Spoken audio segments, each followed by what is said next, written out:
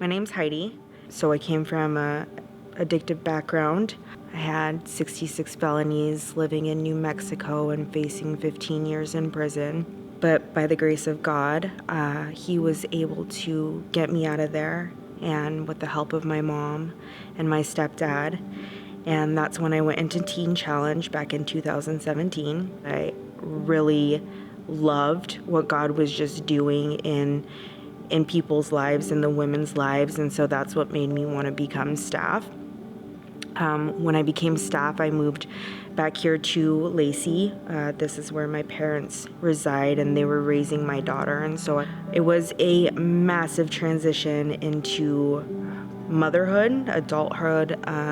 Back in March when COVID hit, I was furloughed, and it was just hard for me because I am a worker. I got a job at Home Depot, and it's pretty incredible to see how many people will treat you like a human being even after you tell them your story. And not just that, but how many are also affected by addiction, how their families are affected by addiction. And I would go to work, and I remember just be moved to tears sometimes by the conversations that I would have with people, and just thinking how amazing God is. I was let go from Home Depot. There was talk about making, training me to become a department head, but this piece of paper holds me back because I have a background. I'm a 10-time convicted felon, and that's where I'm at in my life right now. And it's super hard for me to rest because all I've known is go, go, go. And while that's good for sobriety to be doing stuff and have healthy hobbies, you struggle in the silent moments of just sitting. There was a conversation I was having with my brother because I found my identity in Teen Challenge.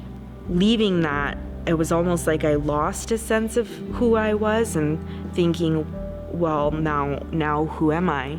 And my brother said, your daughter is your ministry first and foremost. And so she's 10, and with COVID happening and they don't have school, and she's becoming a young lady, and she's just changed right before my eyes. I feel like that's what God is doing, is he's showing me that despite the loss of a job or feeling like you've lost your identity, you have an identity, and your identity is not only in me, but you're a mother. And I thought I was doing great things when I worked in a ministry, but having all this time with my daughter, I'm realizing, man, this is the one I'm gonna leave the most impression on in the world. She's with me every day. I have a lot of things that God, I know, still wants to work on me: pride, entitlement, my self-worth. He's beautiful, and what he does is beautiful.